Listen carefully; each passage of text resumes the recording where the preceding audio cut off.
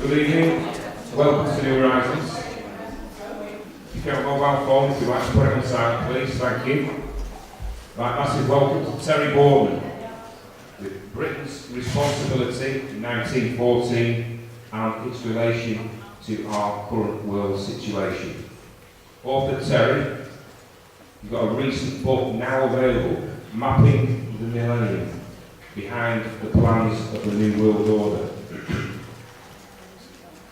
Tonight, historian and meticulous researcher Terry takes us back 100 years to World War I, sometimes called the Great War in so much as it was big.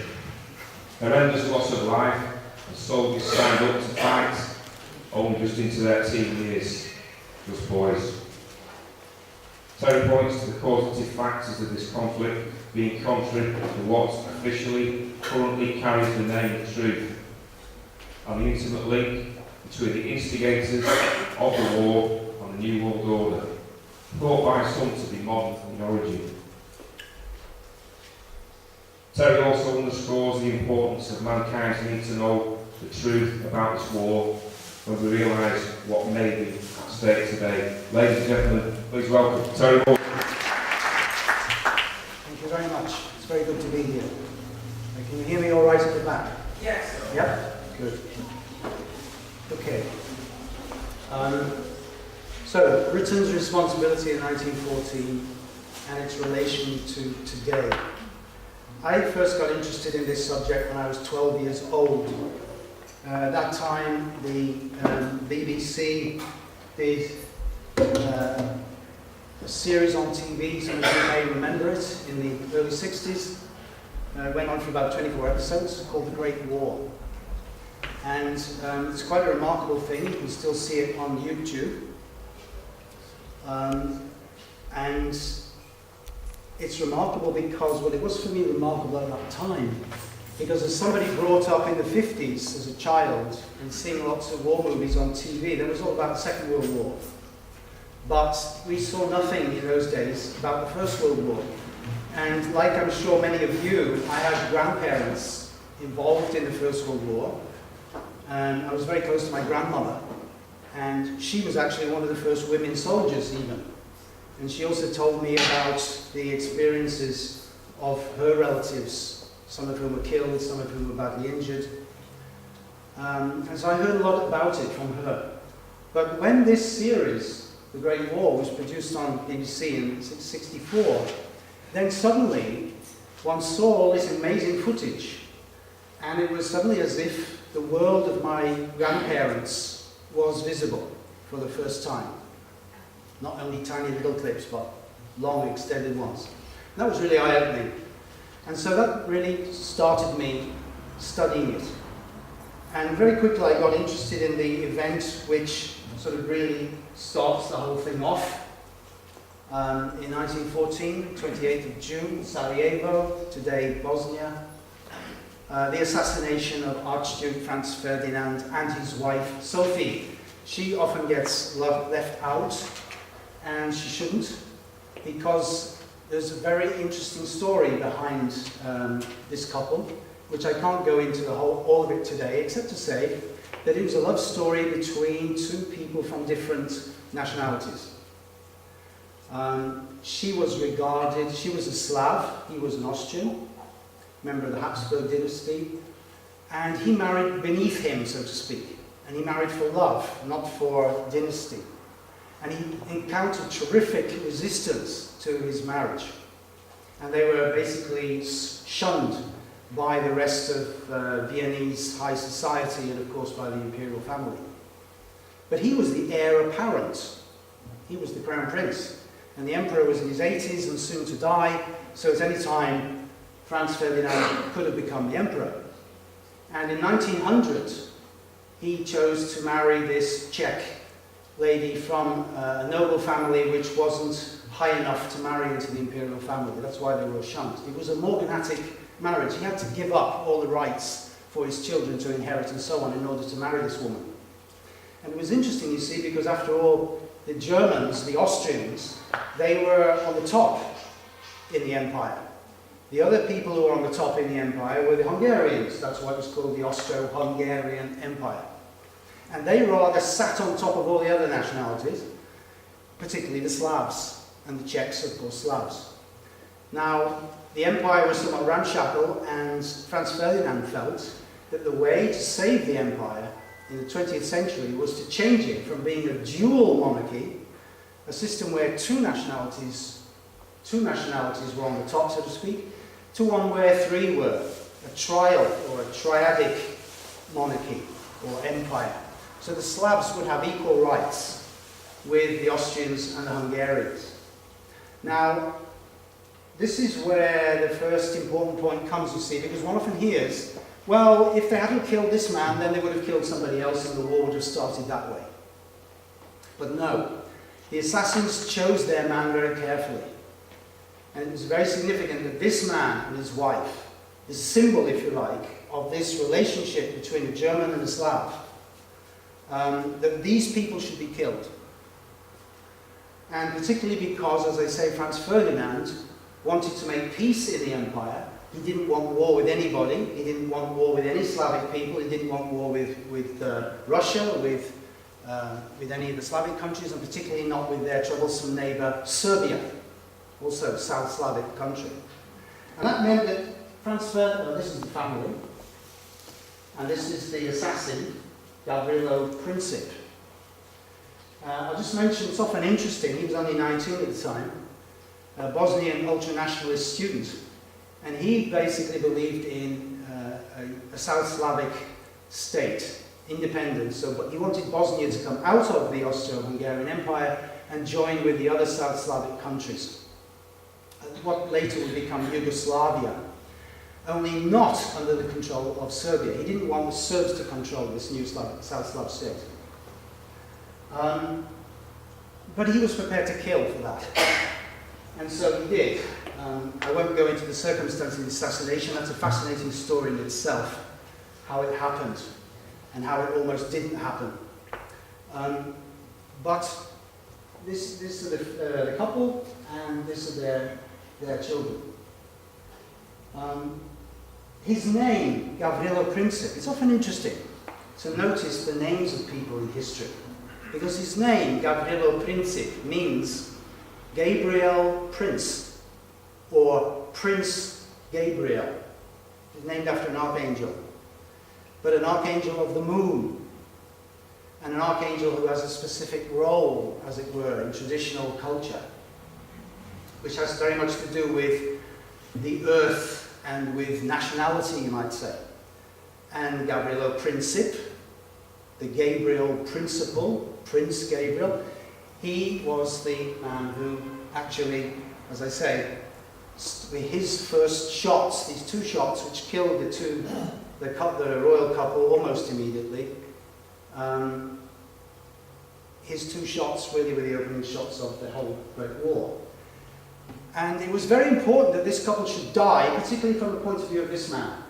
His name is Dragutin Dmitrievich, and he was the commander of the Serbian military intelligence.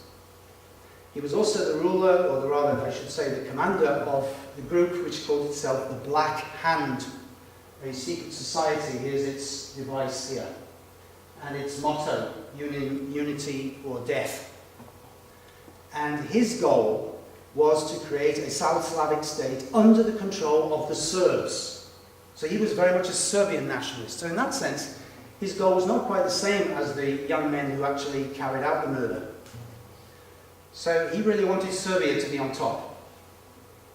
He had been involved in an assassination already in 1903. They had murdered, together with the Serbian officer corps, they had murdered the Serbian royal family in a horrendous deed which had shocked the whole of Europe.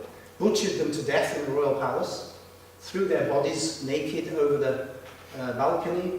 Everybody was totally shocked, except for the Russian ambassador,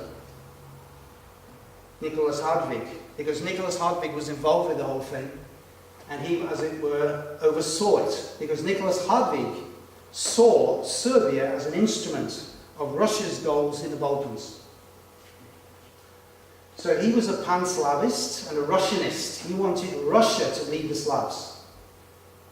And at every step of the game, he was determined to use Serbia to destroy Austria-Hungary so that Russia could achieve its aims of becoming the leader of the Slavic peoples. Remember, this is a time 100 years ago of tremendous nationalism, such as we don't have now. We only have minor nationalism in Europe today compared to 100 years ago.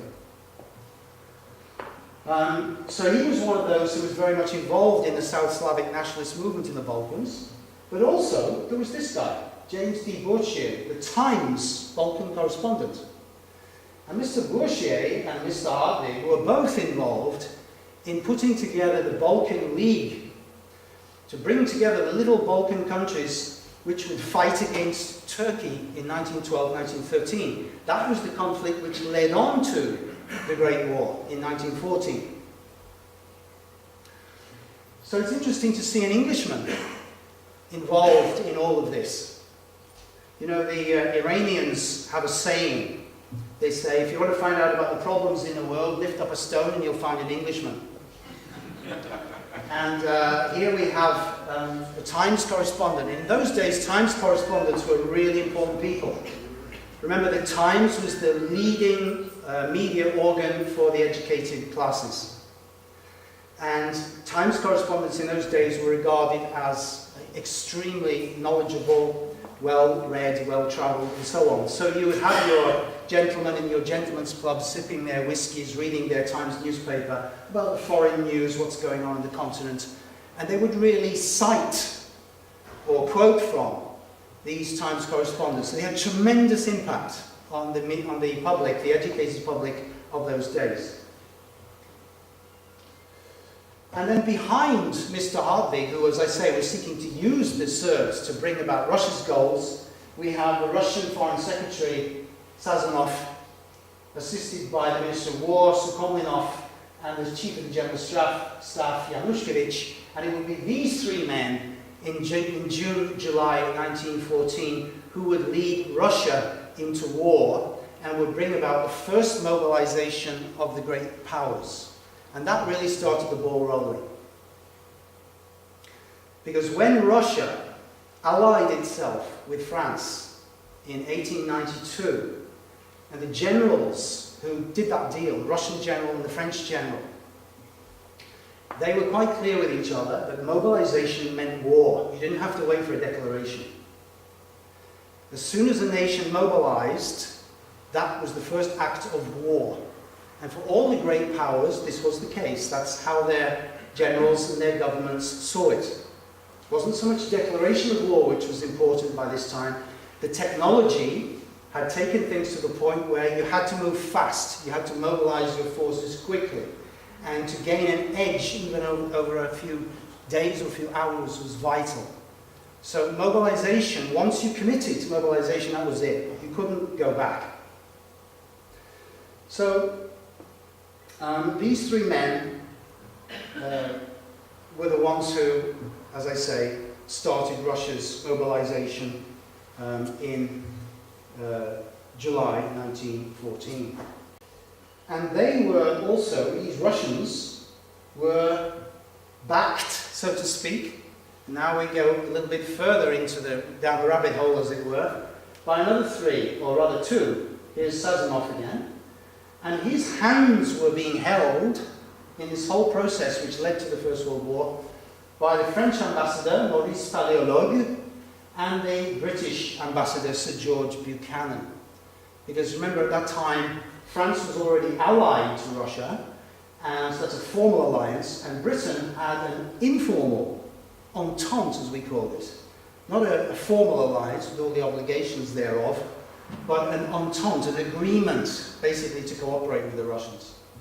So it was these two, in the crisis of June, July, early August 1914, who kind of kept Sazonov on track and took him up to the edge. Yes, you can do it. Yes, you can go there. They did nothing. This is important. They did nothing, neither of these two men, to restrain the Russians for their first movement of mobilization.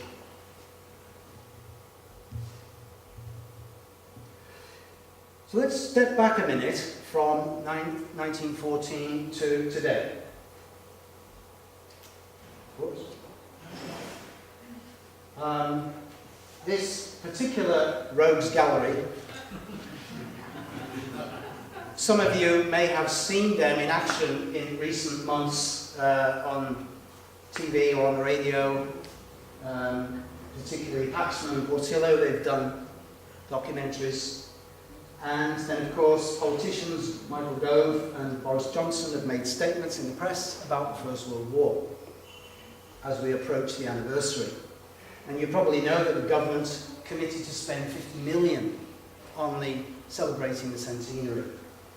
And then here we have Sir Max Hastings, military historian, who wrote the book Catastrophe, which is the big bestseller on this subject, or supposed to be, last year in our one remaining nationwide bookshop, Waterstones.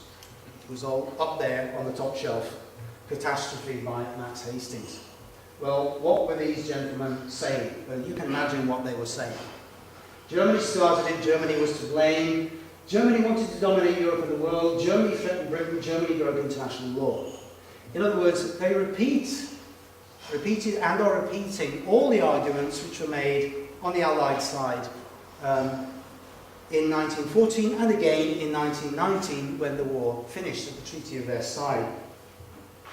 Germany's to blame. That was important because we wanted to get lots of money from the Germans to pay reparations, so to justify these enormous sums we had to make them accept the blame.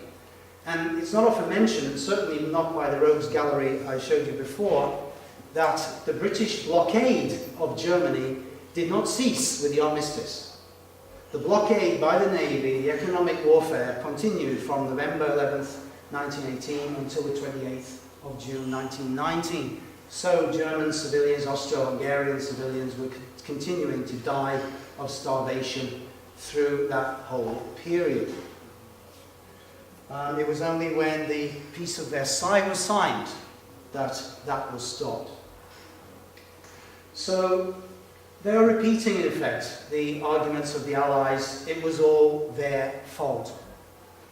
Britain was in the right, Blackadder and the war poets were wrong, meaning it wasn't a nonsensical, absurd struggle. On the contrary, it was a noble struggle. Britain was right to fight, it was not a waste of life, and the British generals were not donkeys leading lions. That was an attitude to the war which really came through very strongly in the 60s, if those of you were old enough to remember that. Oh, What a Lovely War, that famous play and musical and film. Oh, there's Boris again. Yes. So, if we just pop back to 1914, the Times, 2 days after Britain declared war, the Times said, in an editorial, quote, "The British people are drawing their collective sword in the good old cause. Once again, in the words which King William inscribed upon his standard, they will maintain the liberties of Europe. It is the cause for which Wellington fought at the Peninsula and Nelson at Trafalgar, the cause which saw its crowning triumph on the field of Waterloo. It is the cause in which Oliver's Ironsides and their French comrades beat the finest infantry of Spain, and for which Drake and Howard of Effingham routed the Armada, the cause of the weak against the strong, of the small peoples against their overweening neighbours, of law against brute force, of the Commonwealth of Europe." The Commonwealth of Europe. "Against the domination of the sword." So that's how the Times saw the war 2 days after we entered it, to rally the troops and rally the nation, so to speak. And of course it's basically the image of St. George protecting the Belgian princess against the German dragon. And this mythology, if you will, this mythos, has proved, sadly, all too effective with us English, us Scots, us Irish, us Welsh, but possibly particularly the English, because after all, the cross of St. George is the English flag. This story that we go to defend the poor little weak guys against the big bad bullies, it strikes a note somewhere in many hearts, even today. And you'll notice that in recent years it's still being used by our politicians to justify outrageous incursions, attacks against foreign countries of all kinds. But that's what it was said in 1914 by this man. He wrote it, Valentine Chirol. He wrote that editorial, and these are the various historical figures he refers to, the heroes of British history over the last 400 years or so. So it struck a chord with the English people of that time. And this was the image, therefore, that they were being asked to respond to. There's gallant little Belgium and the German ogre. And then, as the war went on, that's 1914, British propaganda, as the war went on into the Americans come in. Well, of course, the Americans go on a bit cruder, shall we say. And so here's the German Hun, Brust, destroy this mad brute. And here's the princess. And it's almost looking forward to King Kong, isn't it? So Max Hastings, according to him, there's overwhelming evidence that Austria and Germany must accept principal blame for the outbreak. Vital to the freedom of Europe that Kaiser's Germany should be defeated. World War I and World War II are the same, he says, except for the Jewish genocide. That's his view. I disagree with just about everything he says. And the point is here, you see, that we, the British people, are confronted by people like Max Hastings when it comes to explaining the World War, and only by people like Max Hastings for the most part. So, just to give you an example, here's BBC History magazine. Was Britain right to fight the First World War? And we see they allow another historian who disagrees with Max Hastings, Neil Ferguson. He says Britain was wrong to go into the First World War. And he's probably the only sort of frontline historian, very well-known historian, to come out there very, very strongly and say that, because he's got a massive ego, Neil Ferguson, so he doesn't care who he takes on. But they give him 3 pages in the BBC magazine to put his view, Neil Ferguson, and you think, well, that's generous of them. But then they bring 6 historians against him. And that's quite typical. And that's also what happened, if any of you saw it, in his TV documentary, where they had Hastings, who gave his program for an hour or an hour and a half last month, and then another one a few days later by Neil Ferguson, who was able to put the other side. But again, Ferguson, interestingly, he took on half a dozen historians who disagreed with him. That was braver than Hastings. Hastings didn't take, despite his name, Hastings, he didn't take on any other historians. All the historians he interviewed, they all agreed with him. But Ferguson, because as I say, he's got this great ego, he decided, I will take on these other 6 who disagree with me, and I'll also take on an audience of the public. And some of those audience, well, in fact most of them, also disagreed with him. Particularly one woman who, frankly, was quite devastating. I think she really set his ears back. But the point there is, you see, that the way these 2 programs were set up, Hastings' program came across as sort of confident because it was only putting one view, and he had people who only agreed with him, whereas Ferguson's program came across as disjointed. So many people were disagreeing with him, he looked like the only one who had the point of view that he had, and therefore, can you trust this guy? I would imagine that many of the public watching would think, no, despite the energy with which he tried to make his views. However, so in other words, there, again, you have a certain one-sided view in this debate. However, there is something which I agree with Max Hastings about. In March earlier this year, at a lecture at the National Archives, he said that the July crisis of 1914 is the most complex series of events in human history and can make you feel a bit mad. I can only give you my take on it, he says, but the evidence is so confusing and contradictory and the issues are so complex I think you'll find that virtually every student of 1914 is in a permanent state of confusion. Well, you think, well, maybe that is him too. But actually, as we've seen, his view is very definitive. He's quite clear that Germany was to blame and Britain was in the right. And this is the view, you see, that we in Britain get over and over and over again. Our historians, or Anglo-American historians, do not pay sufficient attention, or have not paid sufficient attention to what was going on in Paris, in Moscow, St. Petersburg, the Vatican, also very important. They tend to focus overwhelmingly on what was going on in London, Berlin and Vienna, and particularly London and Berlin, because this war was seen predominantly as a struggle between us and them, us and the Germans. Why? Because the Germans killed more of our guys than anybody else in that war. And as I'm sure you know, this was the first war which Britain went into as a national, sorry, didn't go into it, it came 2 years later, 1916, but it was the first war which Britain had fought with a national conscript army. So, whereas the army that went into the war in 1914 were veterans, were professionals, then very soon after that army was more or less destroyed in the first battles, the first several months. And so then conscription eventually was brought in, after a lot of volunteers came along. And by 1916 you had a conscript army. That was the first time in our history, really.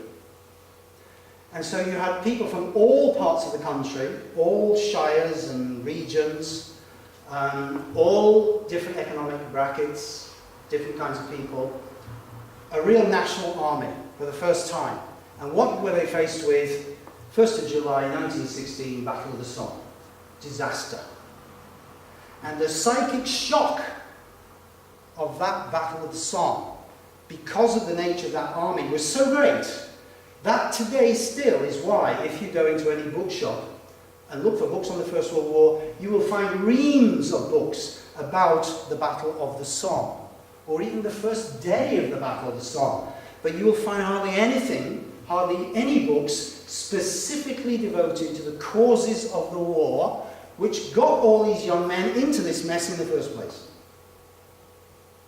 It all has to do with the ethos of the Battle of the Somme and Britain's losses, you see. And also Britain's losses of that whole generation, and Britain's loss, eventually, even one could say, of the empire, because in a sense that war began the end of the empire. It was really the beginning of the end of empire. It was a Pyrrhic victory for Britain. So this is why this sense of loss is so overwhelming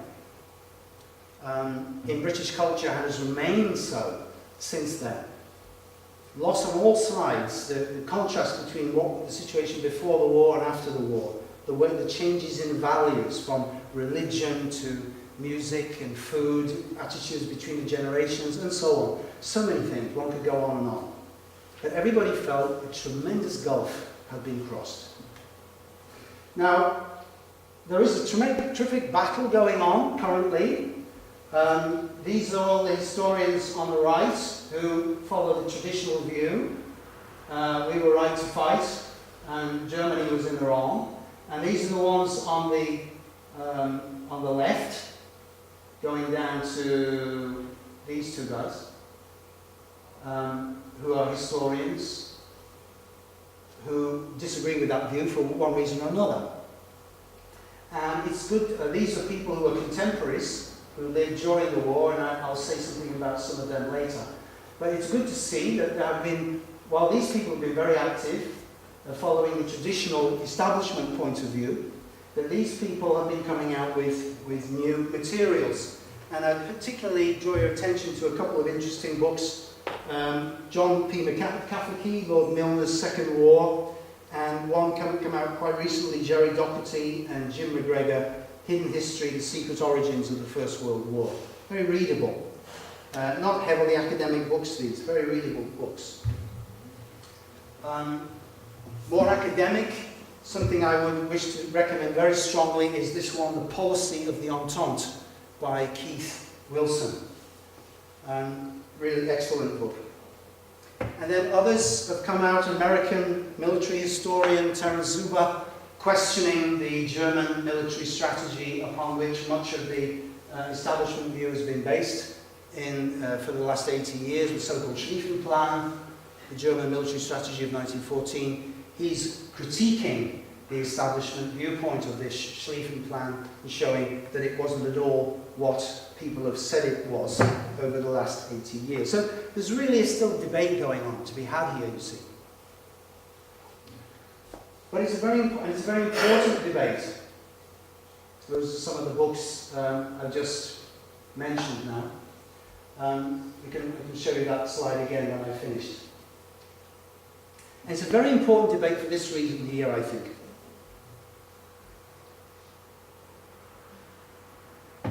George Orwell, 1984. Those who control the past control the future. Those who control the present control the past. So, if you want your country to have a particular view that will help you to do something in the future, you need to tell your country a story. You need to give it a narrative of what your country is about. It's an identity issue. Who are we? And if people can accept this understanding of their biography, then it becomes easier for them, as we saw in the Times editorial, when Chirrell said, we are now going to do the same thing as we have been doing for the last 400 years. Therefore, we must be right, so to speak, and it's right that we do this. So if you are able to control the writing of history through the universities, through the high schools, that you can present an image of your country to the people, then that helps you to lead the people into certain geopolitical strategies in the future. And now, what is that message which we are telling to ourselves, or is being told to us? This is from the Olympics, London Olympics 2012. You probably remember it, some of you. The song Survival by rock band Muse. It was played at the Olympics. It was the official song. So this was the song which went out from London to the whole world. I didn't want to play it because, frankly, I think it's so appalling. And it starts with these kind of sickly sweet string section.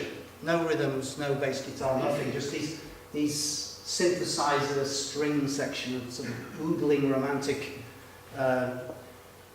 countryside view sort of thing, and then that morphs into a kind of Elton John dum dum dum dum dum dum dum dum dum dum on the piano, and then the rhythm section comes in, and then it goes on into this sort of gigantic, heavy juggernaut-like thing.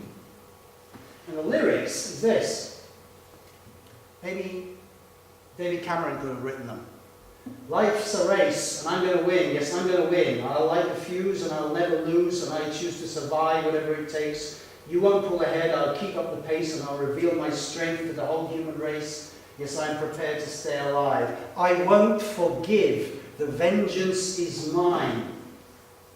And I won't give in because I choose to thrive. I'm going to win. I'll light the fuse, I'll never lose. Whatever it takes, you won't pull ahead. I'll keep up the pace, I'll reveal my strength to the whole human race. Yes, I'm going to win. Fight, fight, fight, fight. Win, win, win, win. We're going to win. Ladies and gentlemen, those are the sentiments which went out from this country into the world as what we stand for as a people.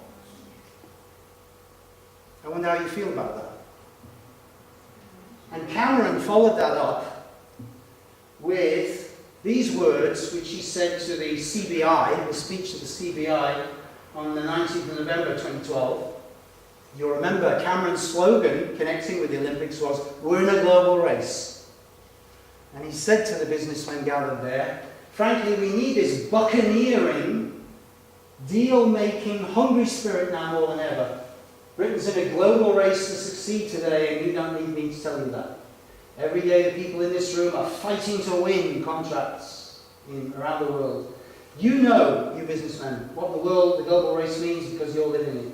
And I'm here today to tell you this government this government gets it. We get that the world is breathing down our back, and we get what British business needs. These are the key steps to Britain thriving in this global race. And it's not just about policies, it's about attitude. You need us to be tough, to be radical, to be fast. And I'm going to tell you what that means. This is the message, you see, which we as a people are expected to get from our leader. And we're having an all-out war, he went on to say, on dumbing down too. There's something else you desperately need from us the government. That's speed, because in this global race you are quick or you're dead. This is the application of Darwinism to social relations. European legislation holds us back, it clogs things up, so we are fighting back hard against those continentals over there. When this country was at war in the 40s, Whitehall underwent a revolution, everything was thrown at the overriding purpose of beating Hitler. 1940 comes in. This country's in the economic equivalent of war today, and we need the same spirit. And on in this vein, you see? This is the same as muse and survival. Is this what we want to stand for in the 21st century? But this is the narrative which Cameron feels should underpin our values.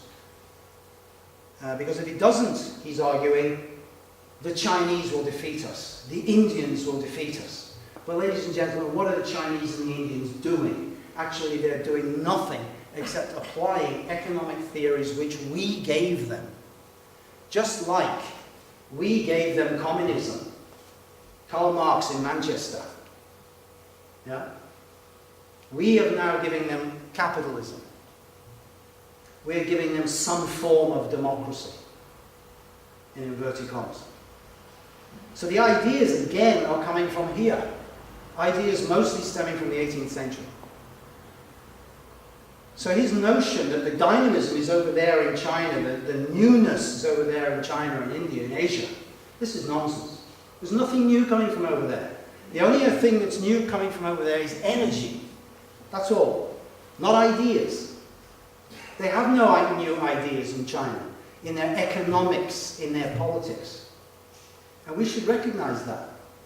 So we should say to Cameron, no to your 18th century ideas which you're serving up to us again, just like you did 100 years ago.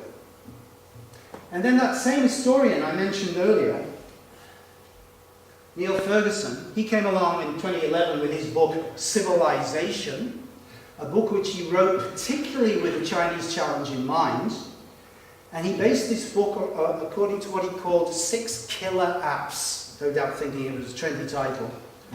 And he meant by that these 6 things had made Western society strong and powerful over the last 500 years and had enabled it to go forward in the world and assume a position of dominance that it is in, or has been in, up until recently. And they were competition, science, property, medicine, consumption, and work. Well, medicine is actually natural science, so we can say perhaps 5 killer apps. Yeah? But those elements there, competition, science, property, medicine, consumption, and work, again, these are old concepts. There's nothing new there at all. If you read Ferguson's book, it becomes quite clear. And although he tries to suggest that these are ideas of Western civilization as against Asian civilization, his mask slips at the end of the book, and it becomes quite clear that really these are Anglo-Saxon, Anglo-American concepts, rather than, let's say, European concepts. So he's really standing up for Anglo-American values. So this has to do, I feel, with the question of identity. This story which we're being told about the First World War. Who am I in this country? In what way do I wish to make some sort of contribution to this country? And who are we as a people? And where are we in our national biography? As you know, we are currently facing, also in this momentous year, the question of this or this. Are the Celts going to leave us? And this is another similarity, you see, the Scots. Is this another similarity with 1914? Because until the 24th of July 1914, which is only some, 10, 11 days before we declared war on Germany, our cabinet was totally focused on the imminent prospect of civil war in Ireland, not the continent. Will there be civil war in Britain was the question they were concerned with.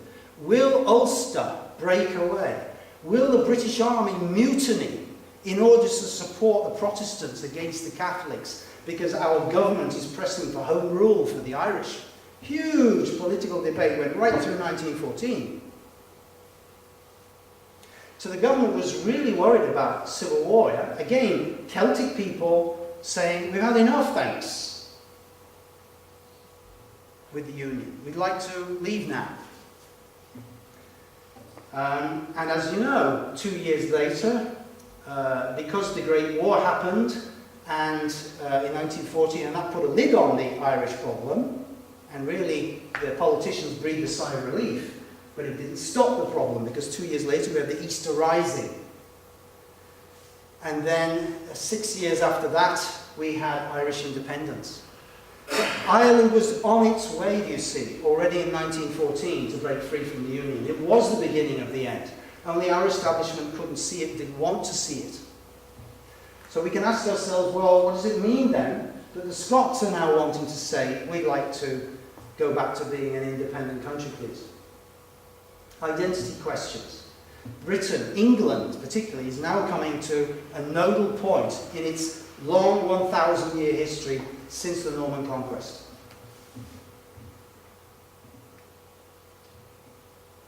Now, you may have seen this picture. I can't remember if I showed it to you last time I was here. It seems a bit light-hearted, but actually there's something very serious about it. And because behind this is a very important fact to understand the deep background to the First World War. This comes from a book which is called All the Countries We've Ever Invaded and the Few We Never Got Round to, by Stuart Laycock. And there, the countries in white are the countries which have never been attacked by England or Britain. The countries in white, ladies and gentlemen. All the other countries have been either invaded or attacked by us. Think about that. That's quite something, isn't it? That's quite a history. You know, there's not many other countries, and probably, you know, one has to say probably not even one other country that has this background. What does it mean? What does it mean about our ancestors over the past 1,000 years? Why is that? That the only places which we never invaded were places like the Vatican City, Tajikistan, Monaco, Ivory Coast, Liechtenstein. You know? What is that about? Well, I would like to suggest, my answer for what it's worth, is that in 1066 we have to go back there if we want to find a deep background to the First World War. Because in 1914, the British elite, the people who've been running this country since our Civil War, particularly, but right back to the Norman Conquest, our elite took over this country at that time. They were Normans, as you know, which means they were Vikings. Yeah? And they took over this country. And as soon as they took over this country, almost as soon as they took over this country, first of all, they did the Doomsday Book, as I'm sure you know, and they figured out who belongs to, what belongs to who. And then they almost immediately started attacking the Celtic periphery countries. First Ireland, then Wales, then Scotland. With Scotland they didn't succeed, the others they did, more or less. Not satisfied with that, in the 14th century they went on to attack the continent, invaded France. For 100 years they rampaged around France. Speaking French, by the way, of course, because when 100 Years' War started, our elite still spoke French. 14th century. 300 years after the Norman Conquest, they were still speaking French. And then after that, they didn't stop. After that, they didn't stop. They went on, and then, as you know, the British Empire grew and grew. It went right around the world. And it started out of what David Cameron called the buccaneering spirit. And then, after this buccaneering spirit, just like the Vikings, we go where we want and we take what we want. Then, in the 19th century, it became a little bit more civilized. And then we decided, well, God has made us the superior nation in the world, so we must be God's chosen people. And therefore, it is our duty to help those who are less well off than ourselves, and to civilize them and bring them up to our standard. So in the Victorian era of imperialism, then it was noblesse oblige. Then it was, well, now we shall help the dark-skinned people to become at least almost as nice as us. But I'm sorry, India, you have to wait probably several centuries before you can be independent, if ever, actually. So this is a long period of history, and particular groups were in charge of that process. Elite groups.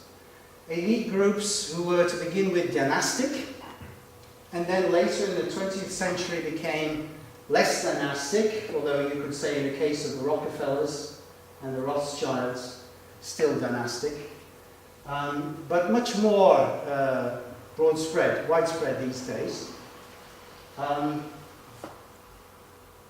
This is Samuel P. Huntington, who in 2004 wrote this book, Who Are We? And he was asking the question, who are we English-speaking people? And what he meant by that was we white, top English-speaking people of Britain and America, who have been ruling Britain and America since the First World War in tandem, together, through our think tanks, through our secret organizations. These kind of images emerged in the First World War of Anglo-American unity. Throughout the 19th century, Britain and America had been very suspicious of each other because of the American Revolution. But in the late 19th century and 20th century, they even began to intermarry. You only got to think of Winston Churchill's mother, for example. Many married rich American heiresses married poor British English aristocrats. And so they were even genetically connecting. And connecting in various ways. The Pilgrim Society, founded in 1902, to bring together the elite of those two societies. The Queen is still the patron today. Now, to see the beginning of this process, we need to just travel back a little to the beginning of the 17th century, to this king, who you probably know, James I, James VI of Scotland. He was the one who brought England and Scotland together. But he would never have done that after Elizabeth I died without children. He would never have been able to do that unless these two guys had not, behind the scenes, very secretly, made sure that after Queen Elizabeth died, he would become the King of England. This is William Cecil and Robert Cecil, his son. They both became Secretaries of State under Elizabeth I and then under James. And this one here founded the British Secret Service, one of whose agents was John Dee, the original James Bond, secret number 007. Right? Now this family, the Cecils, therefore, and this is the name I'd like you to keep in mind. Yeah? It's very interesting to observe that this family were right there at the very beginning of the British Empire, and they are there again at the beginning of the end of the British Empire 100 years ago.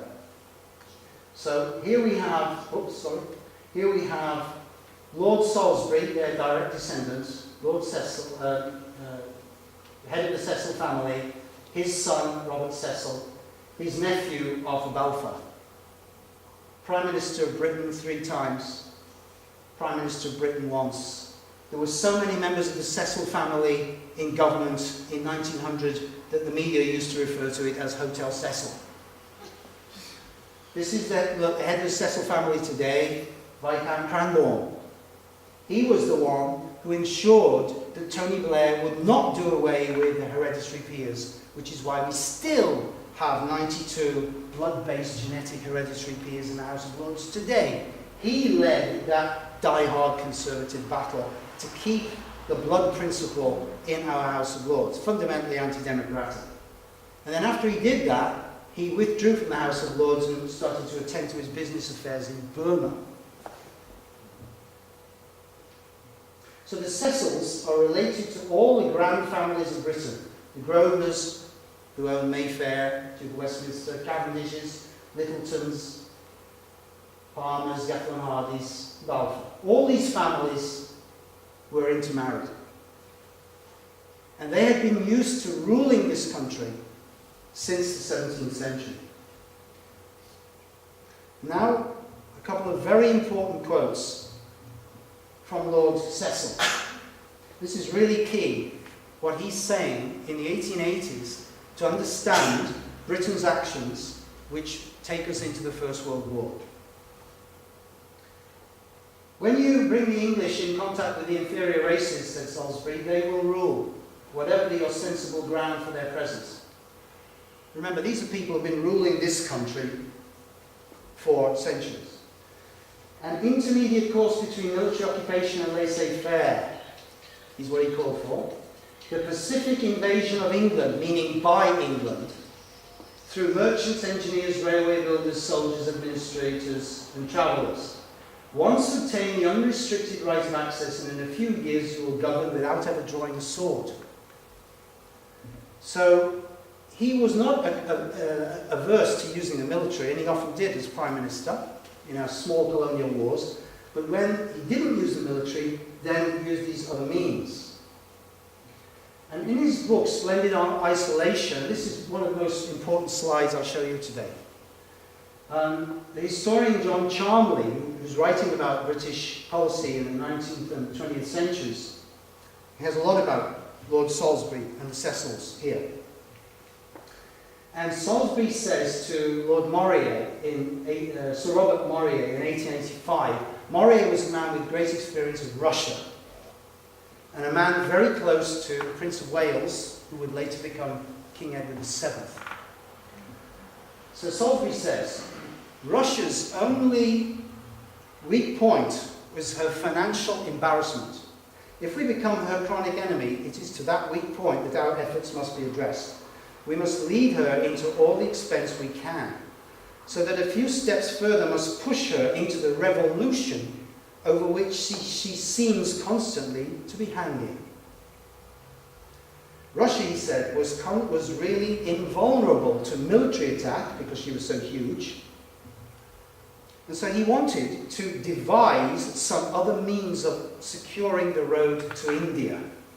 This is the point, you see, that the British elite realized that India was our golden goose, the jewel in the crown, and India must be protected from Russia. Russia was the only threat to India.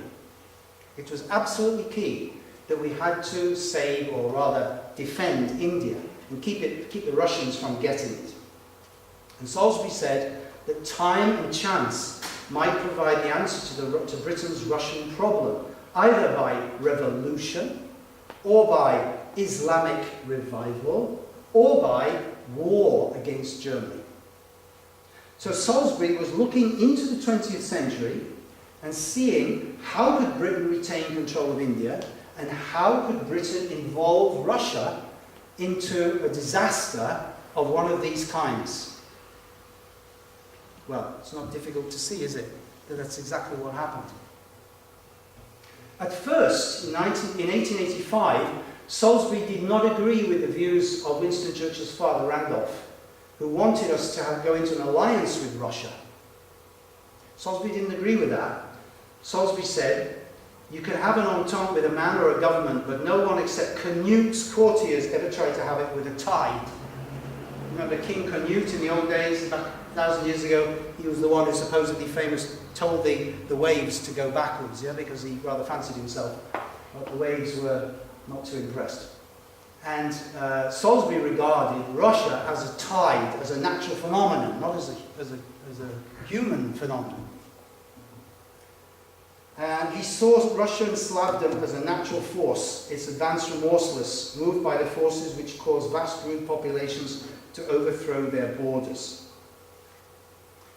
And, however, 2 years later, he changed his view, 1887.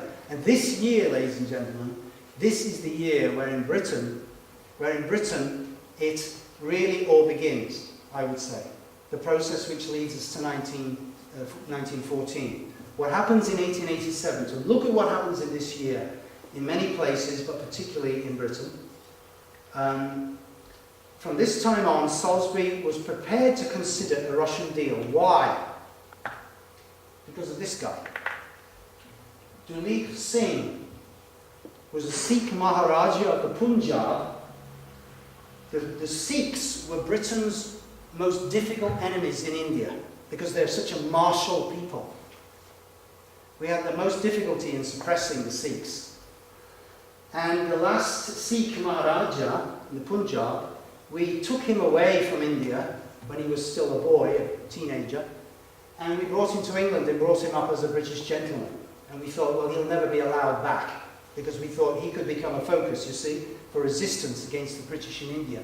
But, would you believe, his mother came from India and sort of helped him to rediscover his heritage, and then a priest came from India, helped him to do the same, and then he goes to India, tries to get to India, but the British stop him at Aden. And then he has to come back from Aden, that's in southwest Saudi Arabia, yeah?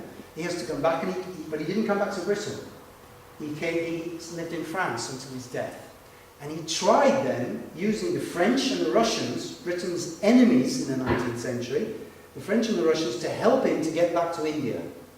Now that was real warning signals for the British elite, that our worst enemies are cooperating, the French and the Russians, to help to bring about a major uprising in India. That was really a kind of warning signal to Salisbury, and he realised he had to change British policy. No longer could we remain only in splendid isolation, with no allies, with anybody, depending only on the navy. Now we would have to come to some kind of accommodation with our former problem countries, France and Russia. And that would lead, 20 years later, in what was called the diplomatic revolution, to the Entente first with France, which was a stepping stone to the eventual Entente with Russia. Because it was Russia that our elite were really afraid of, more than Germany. More than Germany. We can talk about after the break. Germany's navy was not a problem, despite what the historians will tell you. Germany's army was not a problem to us because Germany's army couldn't swim. And the navy was not strong enough to defeat our navy. Yeah? Germany's finances were far weaker than ours. That's why they lost the naval race. So Germany was not a problem. Germany itself was only 1/33 of the world's surface area. We, in our empire, accounted for nearly a fifth. France and Russia, however, these were big, major powers. And they threatened us in India. And that was the key. Russia, above all, Russia's friendship must be secured. Hence the Entente with Russia in 1907 in the diplomatic revolution, which ironically led to war 7 years later. Because the British elite decided to sacrifice, as it were, Germany, with whom we had been friendly. Germany, Austria-Hungary and Turkey had been our friendly countries in the 19th century. In the 20th century, we decided to sacrifice those three, all of them, and instead, we, as it were, got into bed with our two traditional enemies, the French and the Russians, overwhelmingly because, not because we were worried about the French, but because France was Russia's ally. I can go into the reasons for that after the break. But it was Russia that the British wanted to get close to.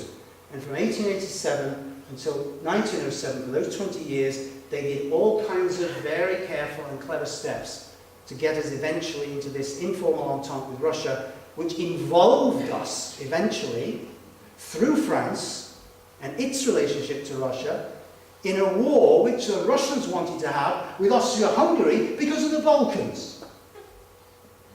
Do you see how tortuous that is, yeah? Russia wants something in the Balkans from Austria-Hungary. Germany is Austria-Hungary's enemy. Russia wants to destroy Austria-Hungary to achieve its aim in the Balkans. Germany seeks to defend Austria-Hungary from Russia.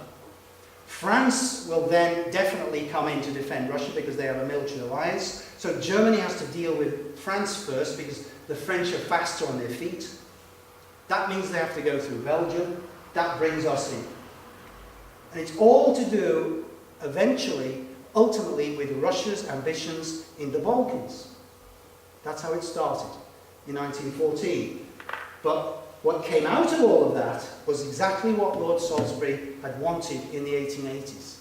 He had wanted a revolution in Russia which would weaken Russia and make sure that Russia was no longer any threat to India in the 20th century. And also, particularly his nephew Arthur Balfour, would bring together Britain and America to create the Anglo-American alliance which would dominate the world for the next 2, 3, 4 centuries, what's called the New World Order. So I'll stop there, have the break, and then we can carry on with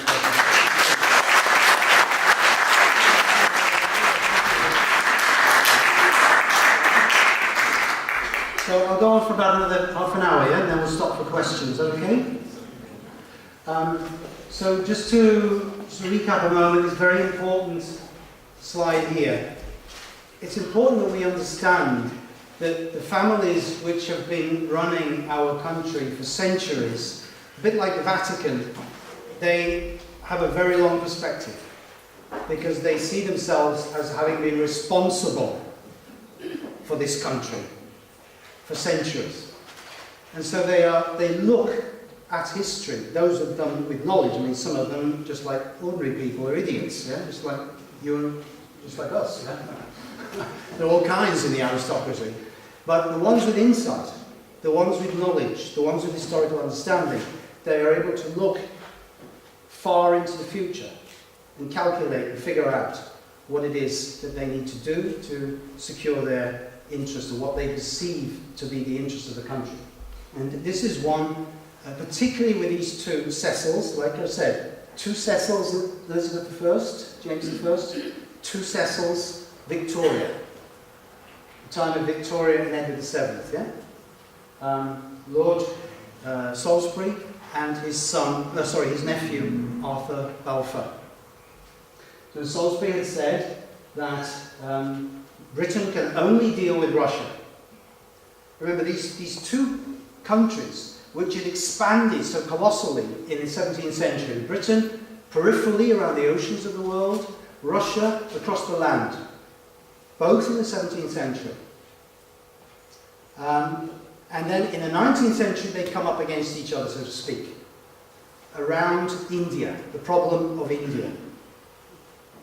So, from the point of view of our elite, they saw their interests and Britain's interests in making sure we kept India as our golden goose and to keep it from Russia. So the way we could do that, they felt, because we can't use our navy, our army was always too small, we can't use our navy to blockade Russia as we've done with so many other countries. So financial machinations, or revolution, or Islamic revolution, or war with Germany, war against the Germans in Europe. That means either Germany or Austria-Hungary. And particularly Austria-Hungary, there's the weak point. Because Austria-Hungary is directly connected to Slavs, the Slavic people of the Balkans. And the nationalism which was all over Europe at that time, particularly amongst the Slavs in the Balkans, this was the instrument they could use, do you see? This is why Zbigniew Brzezinski, the Polish-American geostrategist, I'm sure many are familiar with, Zbigniew Brzezinski describes Eurasia as the modern Balkans, because it's so ethnically diverse that you can use all kinds of things and problems and tensions and difficulties and so on. Yeah? You can apply your lever, so to speak, to bring you all kinds of benefits from the point of view of the Anglo-American New World Order in Eurasia. Because as we'll see, they regard it as key to world power is to control Eurasia in our time. Just as the British Raj felt that we have to keep India, so today the British and the Americans feel we have to keep control of Eurasia. And that means we have to push Russia back. And we have to gain India back into the Raj again. We have to make India our ally against the coming struggle with China. This is looking forward into the 21st century. So this is how Salisbury looked ahead, and Balfour looked ahead, and we can then see, let's go, in 1890 this map, for example, came out in a British magazine. This is a German copy of it, but the British magazine was called Truth, published by a rather bizarre character, an MP actually, radical liberal MP. And in this map, this shows the Kaiser's dream, it's called. 1890, the Kaiser had only just become the Kaiser, so he was an unknown quantity to a certain extent. And they were already imagining how we could hypnotize the Kaiser. So he hypnotized the Kaiser, and he has a dream. And then out of this dream would come his vision of the 20th century. And in this vision there would be a great war, in which Germany would be involved in war with Russia. And as a result of this war, Europe would be transformed, all the monarchies would be done away with and replaced by republics, and Germany would be broken up into various republics, and Russia would not become a republic. Look, Russia would become a desert. And this is the goal, you see, that after this great war, Russia would have socialist Marxism injected into it from the West.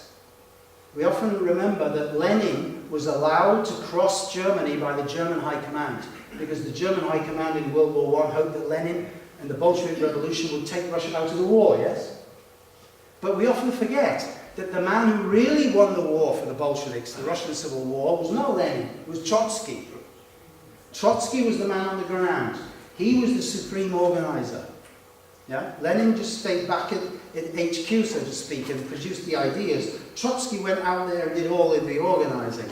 He was the guy who really was the brain, so to speak, who won that war. And who let him into Russia? We did. We did. We let him into Russia. He was arrested en route from America, trying to get to Russia, into Canada. And he was arrested there on orders of MI5. And then he was released on orders of MI6 from London. Information came to London that this man should be released. And so they allowed him to go on then from Canada on to Scandinavia and then on to Russia. So the Germans, for a very, you could say, simple tactical maneuver to get Russia out of the war so they could win the war, yeah? They allow Lenin to go from Switzerland to Russia. Well, Scandinavia and then Russia. But the British, looking much further into the future, looking at the future destiny of Russia and of the globe, in fact, desire that Russia will become communist. So Trotsky is allowed to go there. And then you see various other ways in which the British and the Americans make sure that the Bolsheviks do not lose the Civil War. And then after the Civil War, as I'm sure many of you know, we helped to build up the Soviet industry and so on and so forth.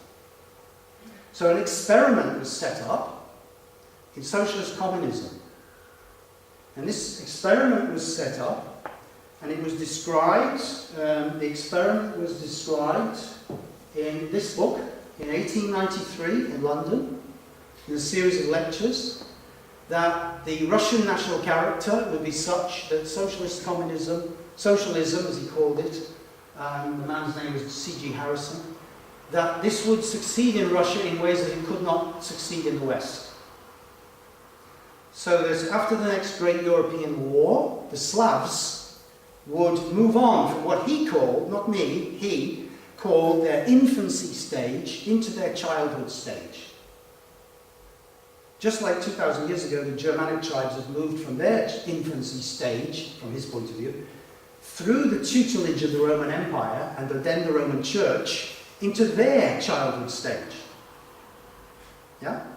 So that the Germanic peoples, including the Anglo-Saxons, would only become adults later on, for example, after the Middle Ages.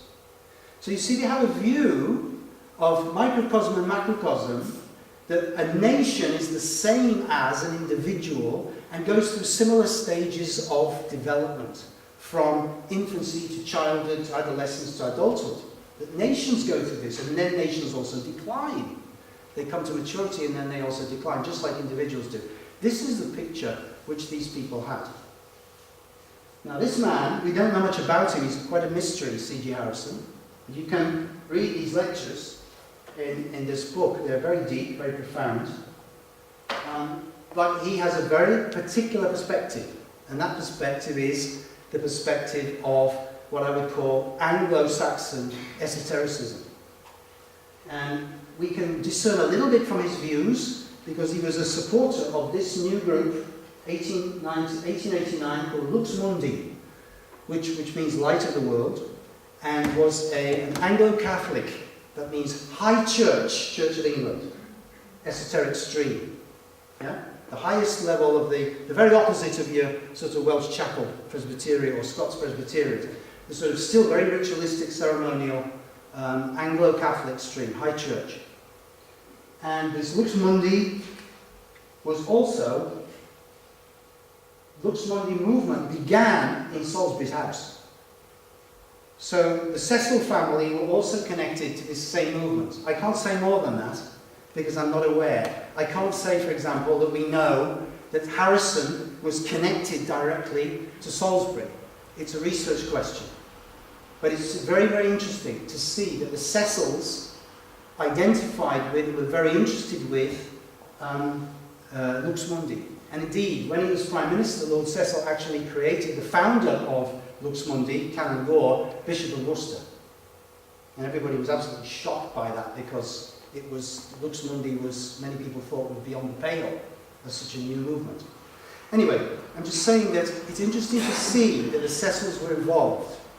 The Cecils were involved in science, the Cecils were involved in religion, the Cecils were involved in philosophy, they were involved in politics, they were involved in psychic research, would you believe? You know, these are quite some individuals, yeah? And they have power, and they've had power for centuries. And we need to understand that, because otherwise we as a British people are continually manipulated by these kinds of people who believe that the fate of the destiny of the nation is in their hands. Yeah, there they are. So famous, his face is even on a tin of cigarettes. Wouldn't get that today. That's Balfour when he was earlier and then older.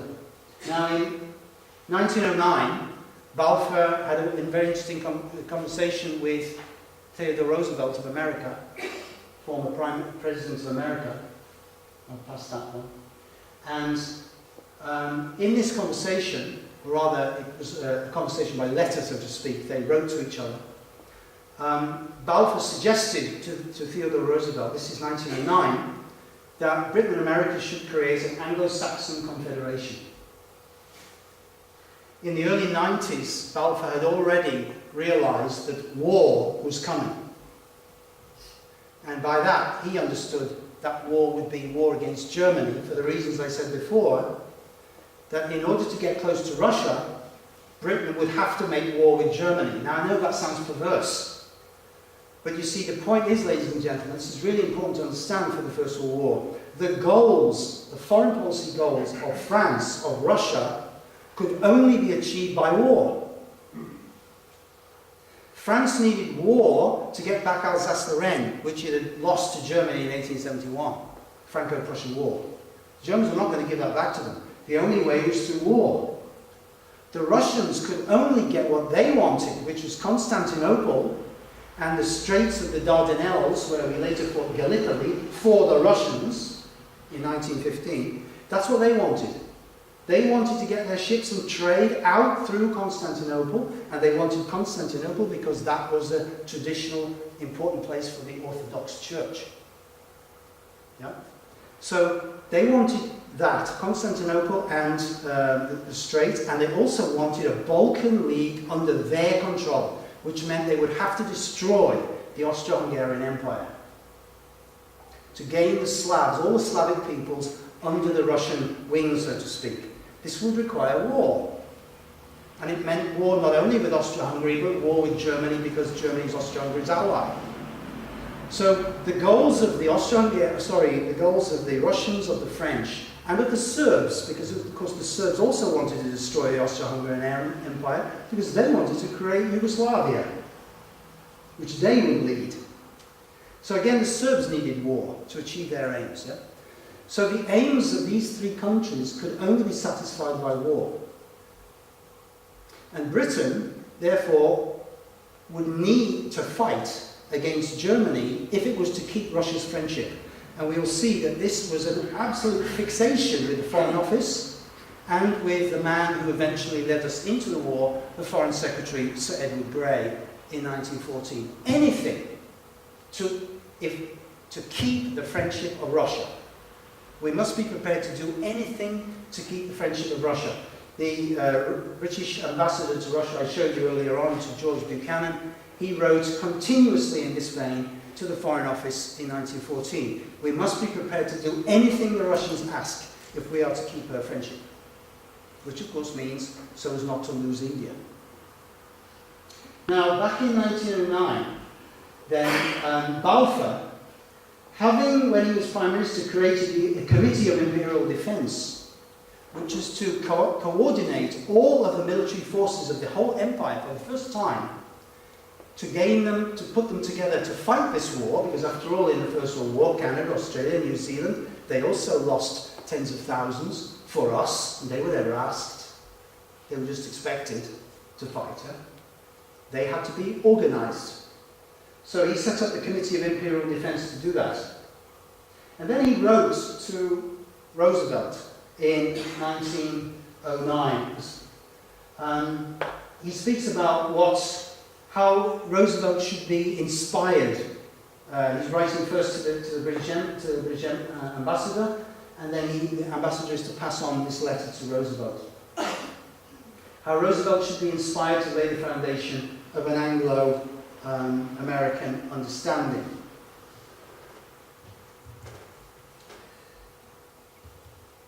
And then, I'll just quote a few things from here, it just gives you a flavour of it. So it's from the same letter to Roosevelt. In a loose federation between Britain and America, neither country will sacrifice its own individuality. If England and America do not federate, the history of the world will continue to be one of warfare, for a number of powers will be competing for supremacy. If they unite against the rest of the world, they will be beyond attack. Such a federation would be a sea empire with no land borders to defend. No permanent government would be required. Such a confederation would be practically unassailable and would dominate the world. It would practically dictate peace by sea to the rest of the world. The balance of power would be permanently upset. That, by the way, is Bush House, where the BBC was set up, financed by the Americans. So you see Britain and America as Romans at the top there, still there in London. And you probably remember at the beginning of this millennium, the big movie, Hollywood movie, was Gladiator. You ever see Gladiator? Yeah? Great movie from one respect, at least one. And you might remember at the end of the Gladiator movie, the princess hears the dead body of the hero, and she stands up in the centre of the Colosseum and she says, "Rome was once great, it will be great again." And she's calling, I would say, for Britain and America to stand together against China in another race war. Because that's what the 21st century is going to come down to in the end. And that's what Samuel P. Huntington was writing his book, Who Are We For?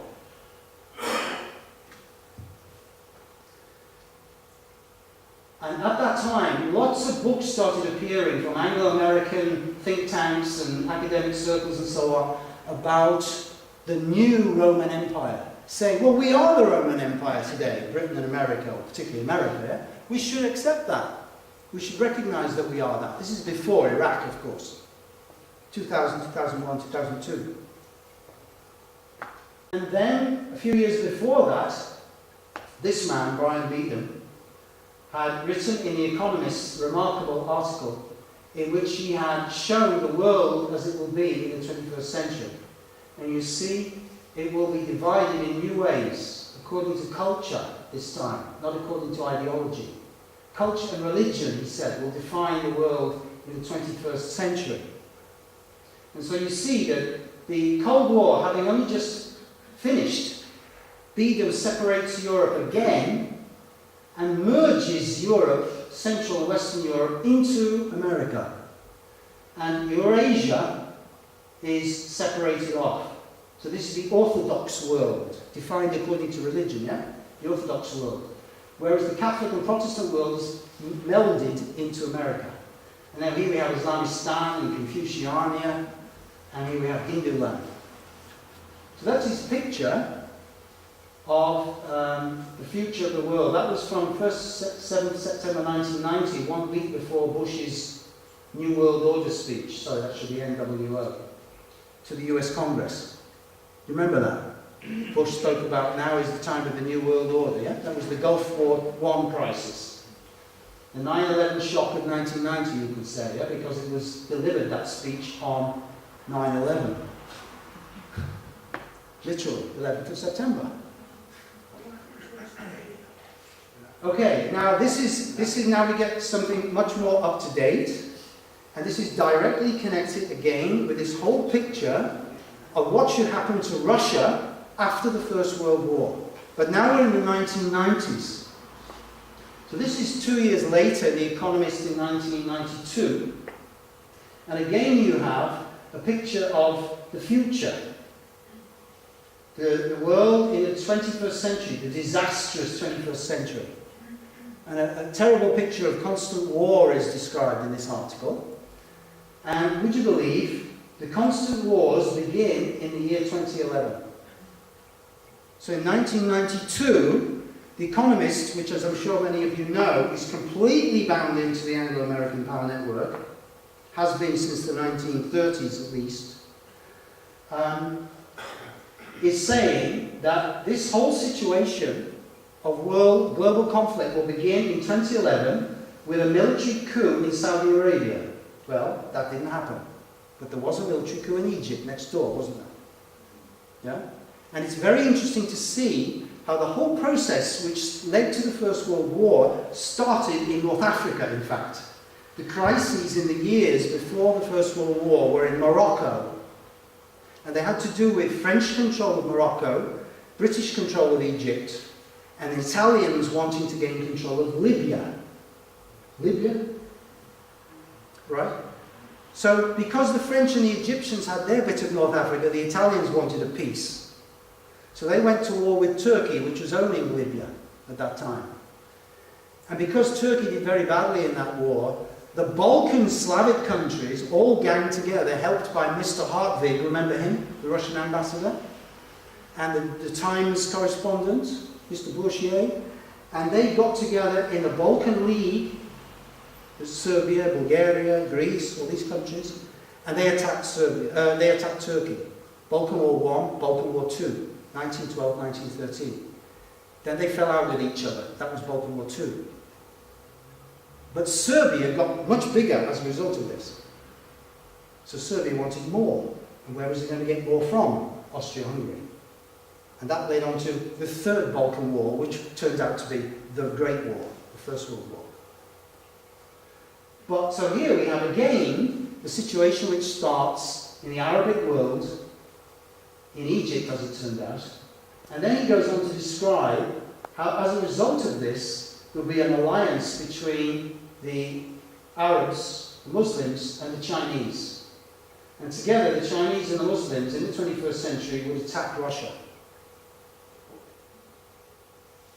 This is not his map, this is a map I sort of put together describing what is described in the article, yeah?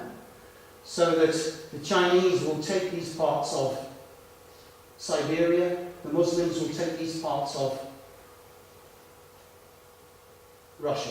Now you could think, no, you might say that, yeah? But ladies and gentlemen, if you go back to the 1880s and you say to somebody in the 1880s, in 20 years' time, Britain is going to be allied to Russia and France, they're going to go, what? Yeah? Because certain people with long-range vision, like these guys have been mentioning now with The Economist, yeah? They're saying, this is where we want to go. I hope you're clear, this is not where I want to go. This is where they were saying in 1992, ladies and gentlemen, that things are going to start in 2011. And we saw them start. And we see what's happening now. The isolation of Russia. You heard that word. It's been used a lot this week, yeah? The last 2 weeks. Russia is to be isolated because of its crime against Crimea. Yeah? Isolated in the world community because of these very strange circumstances which happened in Ukraine. And it's very interesting to see how people have forgotten the initial conditions in Ukraine. The EU partnership deal back in November. And then the whole process of how the Ukrainian revolution happened and what happened on the streets and who was behind that. And Victoria Nuland, we've all been through this, yeah? These last weeks. How the West has been involved in all kinds of ways in bringing this about. The role of ultranationalists, fascist groups, and so on. And all of that's forgotten. And instead, the focus is on Russia's crime in Crimea. Well, the same thing happened in 1914. The assassination of Franz Ferdinand was forgotten. Who did that? Who was behind that? What threads led to the young man pressing the gun, the trigger? And instead, when Austria-Hungary said to Serbia, you've been terrorizing us now for 10 years and trying to murder people and trying to do this and that, and we're not having any more, so we're going to punish you now. We're going to give you a slap across the face so you don't do it again. So we're going to have a little war with you. That's basically what the Austrians reckoned. Yeah? And the Germans supported them. And what they wanted was a small, localized war to beat up Serbia, basically, and say, you've got to stop this.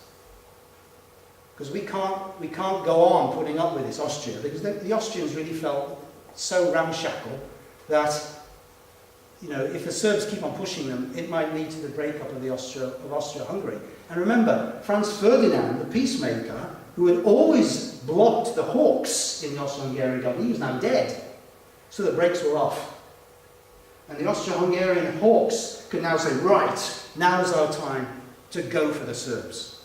And the Germans said, okay, do it, but do it fast. But the Austrians are very, the Austrians are not the Germans. They're not blitzkrieg people. So they didn't do it fast. And they took their time and they dragged it out and so on and so forth. And by that time, the British and the French and the Russians had twigged, this is our moment. We will use this crisis to bring about the war with Germany and Austria-Hungary that we can use to achieve our national goals. And that's what they did. So, initial conditions forgotten, they focused instead on the Austro-Hungarian ultimatum to Serbia. Before that ultimatum was given, the British especially said to the Austrians, yes, you're justified in being beastly to the Serbs. The Serbs have been beastly to you. Dreadful what they've done. But as soon as the Austrians presented their ultimatum, which was certainly severe and was designed to be rejected by the Serbs, and then the Serbs very cleverly accepted all of it, except one key element. And that one key element, ladies and gentlemen, was, would you believe, the Austrians said, we demand that you allow Austrian police to collaborate with your police in investigating this assassination. How does that sound to you? Probably be pretty normal today, I think. Yeah? But the Serbs, supported by the Russians and the French, said, no, we can't accept that. That goes against our sovereignty and dignity as a nation. So they rejected, that was the one key thing that they rejected in the ultimatum, and that was enough for the Austrians to declare war against them. Because the Austrians were saying, you must accept all of this deal, or we may go to war against you. And the Serbs rejected one, because they knew Russia was behind them. And that's what led to the war, bizarre as it seems. If the Serbs had accepted the whole deal, there wouldn't have been any war at that time. Anyway, initial conditions forgotten, but focus on a later event. We're seeing that again today. So, back to Cold War with Russia, push Russia away into the outer darkness, so to speak, and then Russia will eventually be dealt with sometime later in the 21st century by some kind of attack from the south, the Muslim world, or from the east, or both together. And then, Russia having lost all of its territory east of the Urals, so all of Siberia, all of its Asian territories, so that Russia will become just a European entity or state, then we find in Foreign Affairs, the leading Anglo-American foreign policy think tank magazine, 2010, why Russia should join NATO. And here, strengthening transatlantic relations. And what this is all about is combining the economies of North America and the EU. You've probably heard all about that, yeah?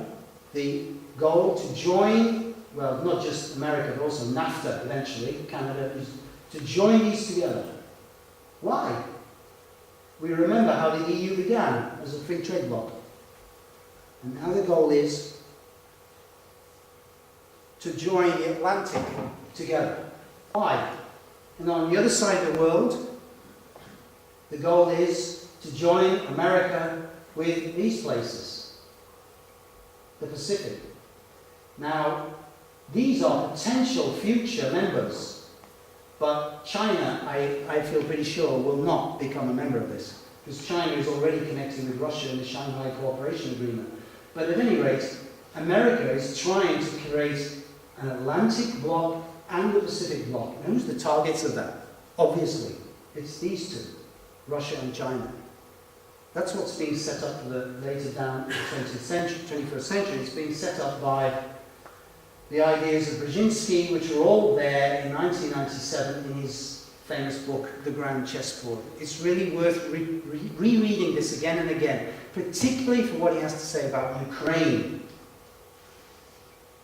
Because in his book he's saying that in the future, remember this is 97, yeah?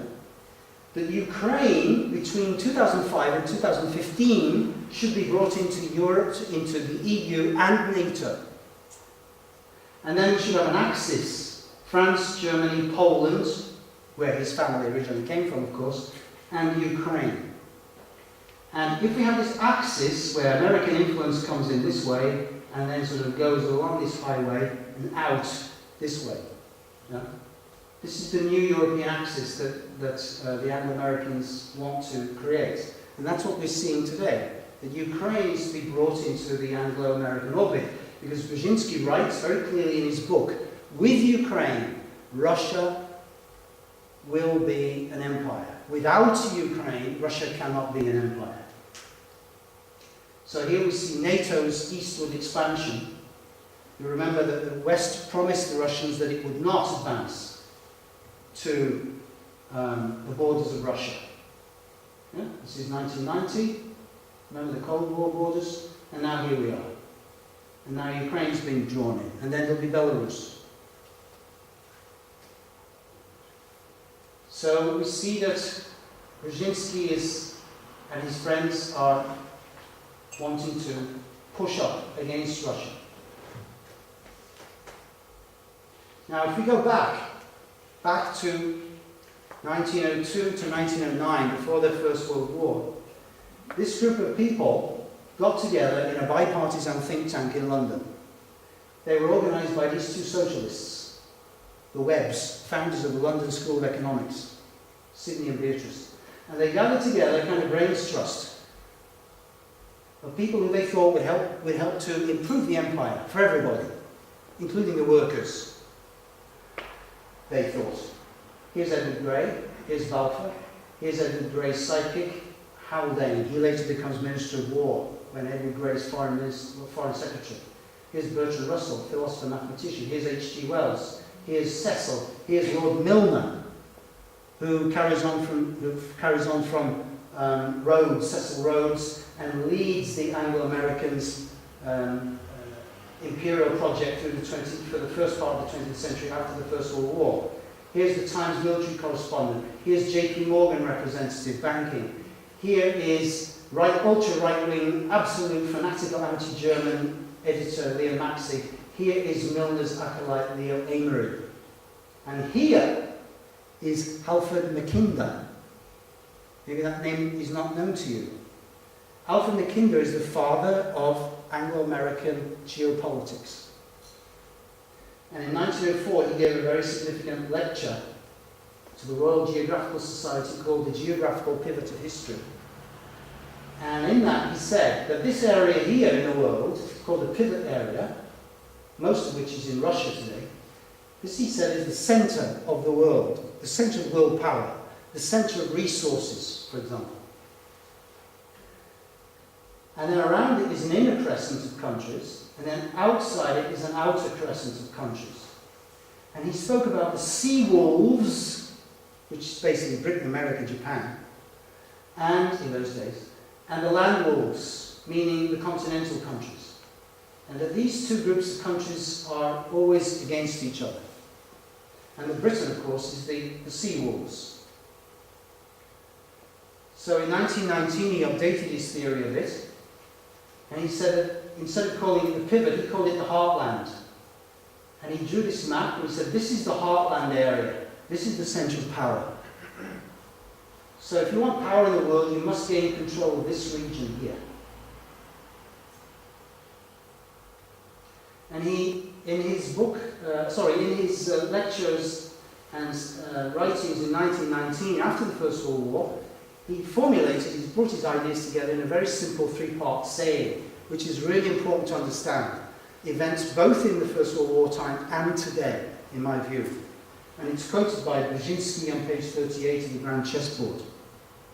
Who rules East Europe commands the heartland. So that's the Balkans, Ukraine. The heartland is the area I just showed you, Central Asia. The jumping off point into that region. Who rules the heartland commands the world island. And who rules the world island commands the world. Brzezinski in the Grand Chessboard points out from a modern perspective how important in terms of resources, geostrategic positioning, population, Eurasia is. Or rather the heartland region, yeah? So, hence, in the 1990s, the Balkans, Serbia, Kosovo, the pipelines going across there. And now today we have this massive American military base there in Kosovo. Now, do you remember how Kosovo was presented to us in 1999 in Britain? St. George rides to save the Kosovo Albanians from the horrible Serbs. Do you remember that? That's gallant little Belgium again, 1914. And the British people, again, as I said, responded to that, especially the more liberal-minded people. But behind that is another motive altogether.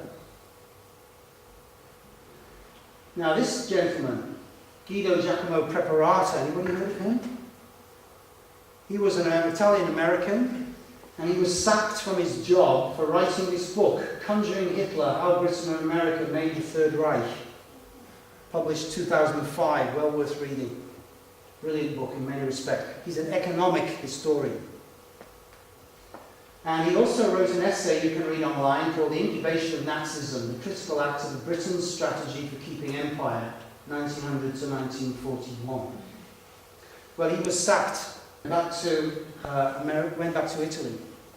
And I'd just like to quote you something from his essay, because he, like Brzezinski, is very aware of Mackinder. Alfred Mackinder, the geopolitician I mentioned, is the key strategist. Then and today, the American think tanks are still using Mackinder. His ideas have been the most influential in Anglo-American planning. So what does Preparatus say?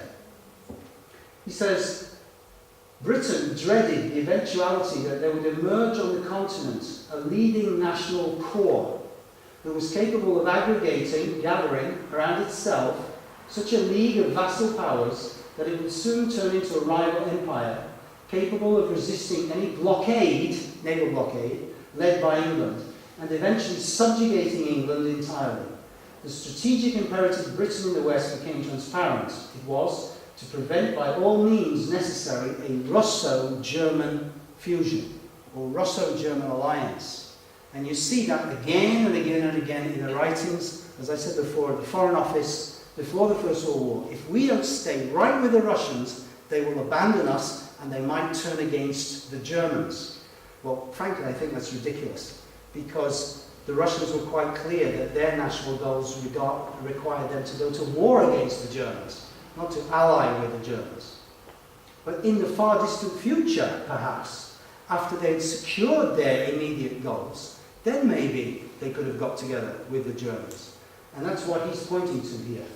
He goes on, Mackinder suggested a systematic and unrelenting policy of harassment against Eurasia, which was to be carried out by grafting land bridges onto the vital nodes of the heartland.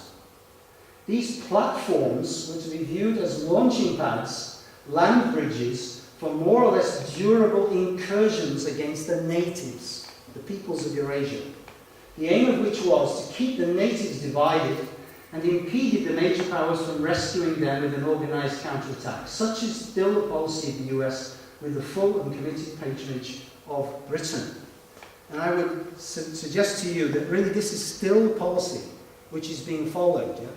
And that was the policy that Mackinder recommended between 1904 and 1919 already. Now, on 16th March 2014, this picture appeared in the Sunday Times, article by Dominic Lawson. You all know that family. And there's the picture. Punch Putin, Judy Merkel, but who will play the policeman? Picture speaks 1,000 words, doesn't it? What that picture is saying, and what Lawson is saying, is these two have to be turned against each other, like Punch and Judy. They must not be allowed to be together. And then he's saying, who will play the policeman? That implies who will keep them from fighting. But you can guess who he means that who will play the policeman, right? That's, of course, us and the Americans.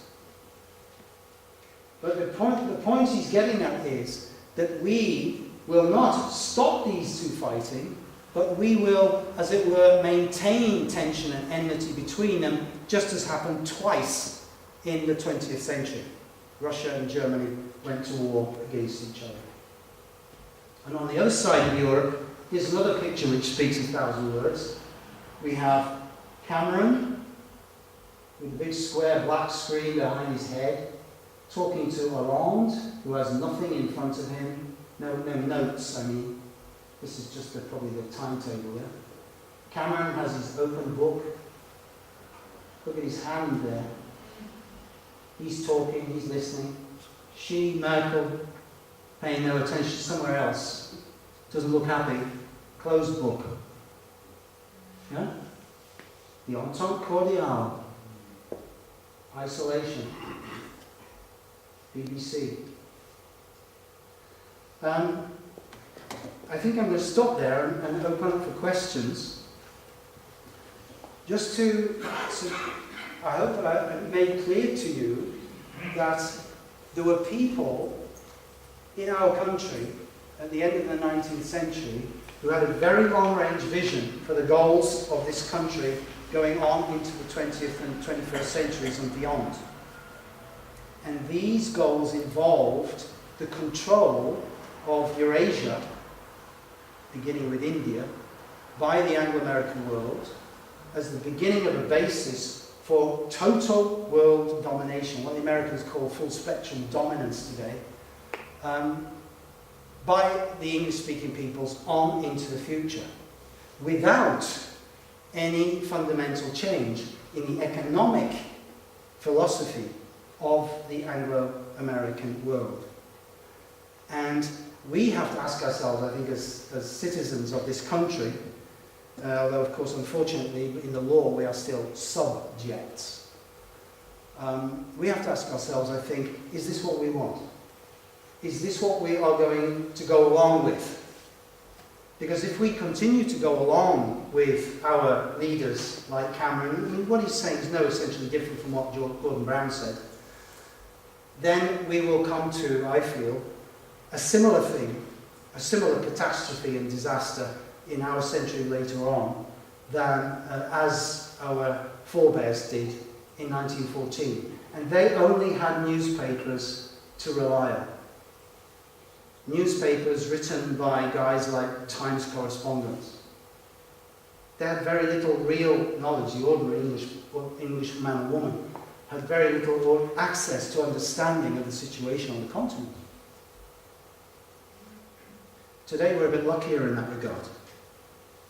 But so it's a challenge for us, I think, to wake up to this evolving reality, see what's going on in front of us, which way things are going, and inform ourselves so that we do not go along with it in the way that, so sadly, so many young people were, I would say, conned into going along with it in 1914.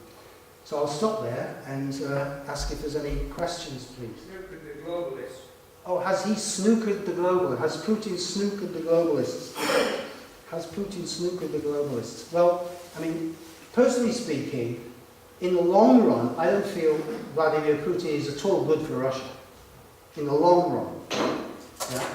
The short run may be something else. But in the long run, a man like that is not good for Russia, I feel. A man like that is like another Peter the Great. He's more backbone than most of the politicians around the world. Okay, well, you could say Joseph Stalin had backbone. Was he good for Russia? You know, Peter the Great had backbone, aplenty. He was not good for Russia.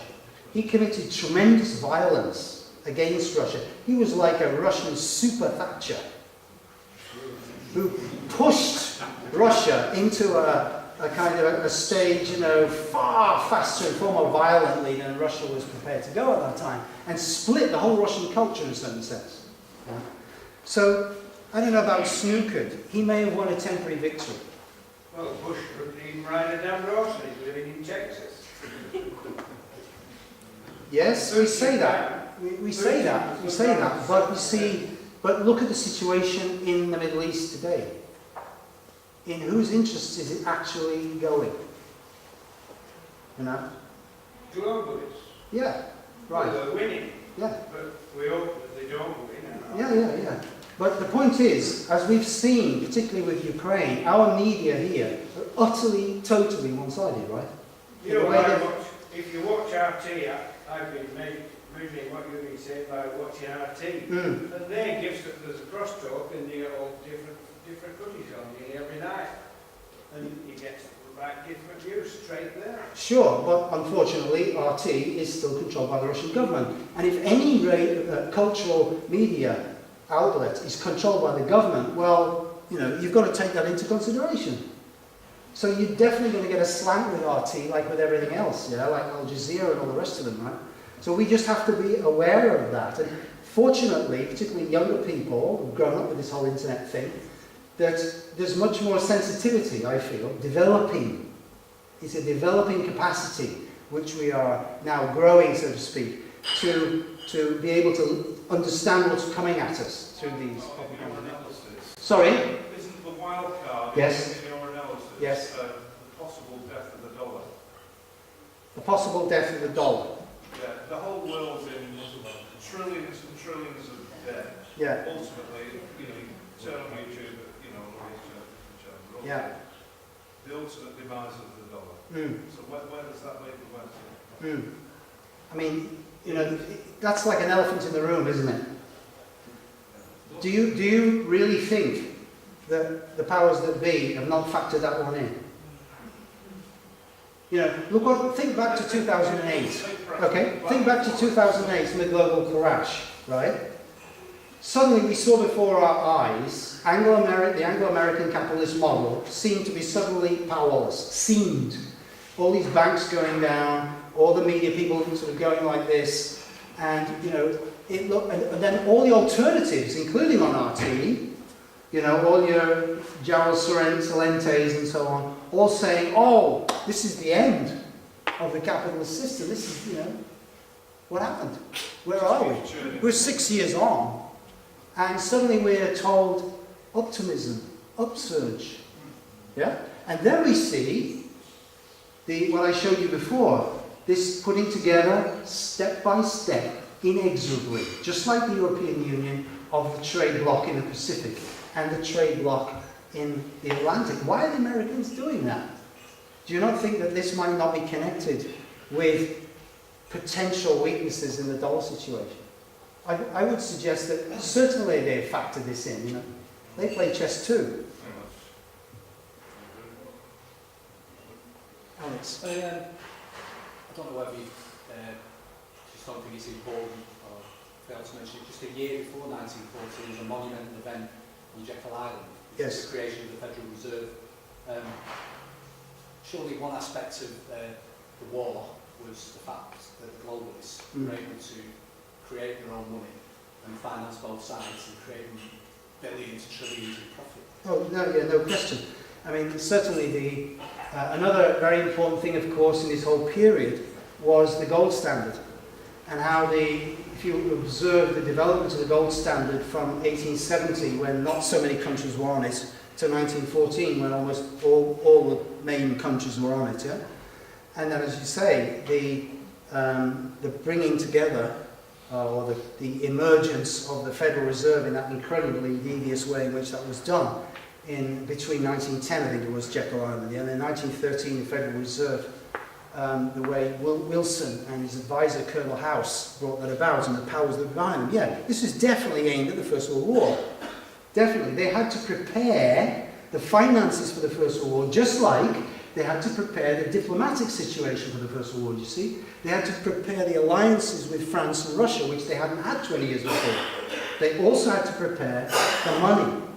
So where did that come from? Partly it came from South Africa. We've forgotten the Boer War, haven't we? The Boer. Who's interested in the Boer War today? Yeah. But what was? I was actually back in the pub on Sunday. I'm glad you were. Yeah. But somebody is. But the Boer War was all about gold and diamonds, wasn't it? Yeah, well, I nearly got shot down. So the British was 220,000 against 60,000 Boer farmers. 450,000 were the total amount of troops we put in there, and by the end of the war, 450,000. And they couldn't beat them. They had to burn the farms down and get the women and the kids in concentration camps and send a lot to India, never came back. Yes. Now that's the British infamy. That's what I'm saying in the pub. Absolutely. Well, you're quite right. You're quite I was right. talking to a British squadron. He said I was talking treason. I'm getting technical. Well, the next time any of you come across somebody down the pub who makes points like that, or the kind of points that Max Hastings would make, you see, when they would go on and on and on about German autocracy or German militarism and so on. Please don't get me wrong. I'm not an apologist for the German Empire. That wasn't a wonderful place to be either, yes? But Germany in those days, in some respects, was in fact more democratic than us. If you look at the state of socialism, if you look at the state of democracy in Germany then, and above all, the Germans had been involved in no major conflicts between 1871 and 1914. Compare that to Britain. How many wars were we involved in between 1871 and 1914? The Max Hastings is, forget all about that. They don't reminding me of something I'd forgotten, because I think I might have mentioned that there were other three very important assassinations, or attempted assassinations, of what I call peacemakers, okay? And that's, again, a kind of a smoking gun, because one of them was Rasputin. Now, you all have heard of Rasputin, yeah? He was eventually murdered in 1916, and it only came out, by the way, in 2004, that the thing that finally killed him was a bullet right here by a British Secret Service agent. That came out in 2004. We had to wait 80 years for that truth. And then the BBC revealed it on a Time Watch programme, right? So the Russian bunglers couldn't manage it. It was Oswald Rayner of MI6, bang, here. Yeah? But there was an assassination attempt on Rasputin in July 1914 by a so-called crazed woman. Yeah?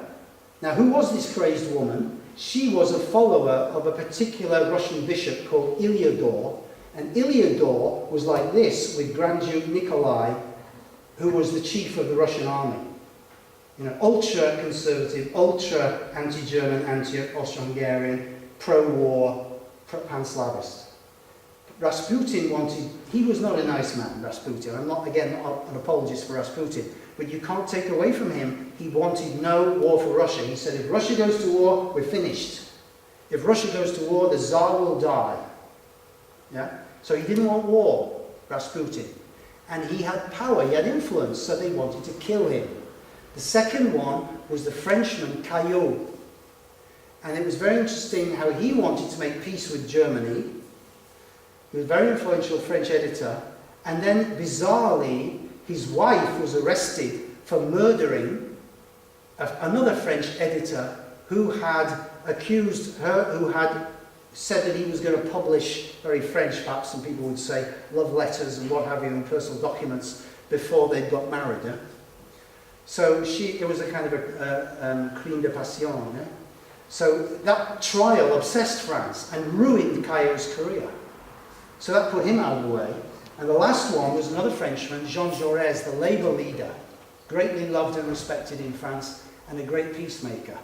And he was killed just, I think it was 2 or 3 days before well, no, wait a minute, it must have been July the 30th or the 31st, I can't remember now. But France mobilized on the 1st of August, like Germany did. So just before that, he was killed by a right-wing fanatic while having a coffee in a coffee shop in Paris. The guy just walked up and shot him through the window. So you see that the people who were in positions where they could make peace were taken out. Yeah. Yeah. Sorry, could that occur now? Could Russia, Ukraine, or Syria head towards full war footing, and it could escalate into even a World War III situation? Could that occur? Or they just say that? Personally, I don't think so, no. I don't expect there's going to be a world war coming out of this. Not at the stage that I illustrated before. Yeah? I think that's some way further down the line, is what I was reading from The Economist. Yes? This is a kind of preparatory stage in a certain sense. I don't sense that they want to take this to war yet. Although, having said that, apparently the Americans are going to go ahead with fairly large-scale manoeuvres which had already been planned, and they're going to go ahead in July in Ukraine. So in July we're going to see American troops in western Ukraine. Yeah. Yeah, a lot of esoteric sort of websites and magazines I've been reading, the World War III seems to be coming up time and time again, although people are preparing the populace to think in that respect. And I mean, you look around the world and it doesn't seem at all likely in the world we're living. But when you consider that the globalists and the money men are moving towards that area, which is the original heartland area of the Cossacks. Yeah, indeed. And that's where they all come from. And you did mention that. Yeah. I thought, wow, that's where it was supposed to originate. Yeah, but I think when if there is to be a world conflict, let's hope we can manage to avoid it. Yes, then it's going to, the plan I would say is it's going to involve China. Right. So the Chinese are then going to be asking themselves, are we prepared to go into such a conflict for the sake of Ukraine? I doubt it, personally. You know, but if you're looking at a country like Iran, that's much more important for China. And certainly, as you say, Central Asia is an area where China has direct interests. Yeah? The whole Indian Ocean region as a sort of frontage of Central Asia, of the Heartland region. Chinese Navy moving in there in a big way now. And the Americans very much concerned about that. I just find it, I mean, I don't know what to make of this, but I can't help thinking it's just so interesting to see what's going on with this mysterious airliner situation. Is happening right there in the Indian Ocean, you know, which is really the area. Have you thought of Diego Garcia? Well, yeah, people have referred to Diego Garcia, right? Which is another tragedy. We know that story, right? It still belongs to us legally. Well, look, I mentioned earlier on a Times correspondent, and there was another Times correspondent who was a military correspondent of the Times. And his name is Colonel Reppington. Yeah. And by the way, he was the man who first put together the secret negotiations between the British military and the French military and the Belgian military. Belgium, remember, was supposed to be neutral, right? So in 1905-06, he, the Times military correspondent, put those talks together. Now then, in the First World War, you can read his diaries, which are now published, and it is utterly sickening, frankly, to read of the endless parties and dinners and buffets and you name it, going on, while the most appalling slaughter going on over the channel. So much money, so much time. Yeah. Let's divide the world up as a fun and games. It's like a big game of risk. Yes. And it's going on into the future. I'm just saying, though, that when you read something like that, you realise that though they may not be reptilians or extraterrestrials, you're looking at people who see other human beings in a completely different way. No empathy at all. No empathy at all. One more question, please. Yes. Why do you think Vladimir Putin is bad for Russia? Why do I think Vladimir Putin is bad for Russia? Well, as I said, in the long run, right, I think Vladimir Putin is a man who is more concerned with we than with I, to make it short. And I think there are many Russians, like everywhere else, who also want to be in charge of their own lives. When you look, for example, at Vladimir Putin's connection since he became president with the Russian Orthodox Church, which is a fundamentally conservative, reactionary organization, as it ever was, and how that connects, or how he's connected with them at the moment. Yeah? I don't believe that he's really a person who is concerned for the freedom of individuals in Russia. And when I say that, obviously I don't mean freedom of individuals in the way a Margaret Thatcher would mean it, yes? I mean simply the freedom that any individual in the world wishes to have for herself or himself. So, while Vladimir Putin might, from one perspective, be seeming to stand up to the globalists, in the long run, I don't feel that is, or the way he is, or what he represents here, I feel in a certain sense, you could even say, the globalists are quite happy he's there. Because he is there, he's the wall they can bounce off. Yeah? He's the other dialectical partner.